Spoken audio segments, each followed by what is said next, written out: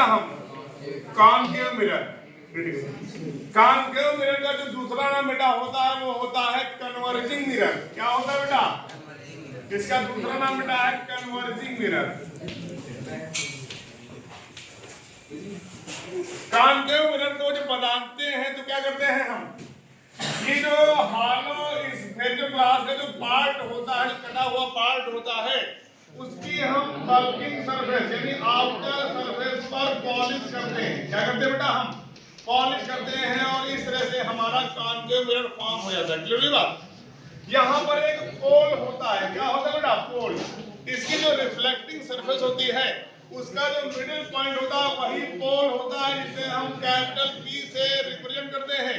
और यहाँ से एक हॉरिजॉन्टल एक्सिस पास करता है जो पोल से होकर जाता है, जिसे हम कहते हैं प्रिंसिपल एक्सिस। क्या कहते हैं बच्चों? हम प्रिंसिपल एक्सिस। यहाँ पर हमें समझना है दो चीजों को। क्या समझना है? दो चीजों को। एक समझना है सेंटर ऑफ कर्वेचर। क्या समझना है बेटा? Centre of curvature. Centre curvature क्या होगा भाई? जब आपको याद होगा, जब आपने हॉलो स्फेरिकल ग्लास लिया था उस समय जो उसका सेंटर था वही सेंटर इसका भी होगा, है ना? तो मान लेते हैं कि सेंटर ऑफ कर्वेचर कहीं कहीं यहाँ पर एग्जिस्ट कर रहा होगा, तो सेंटर ऑफ कर्वेचर को सी से रिप्रेजेंट करते हैं।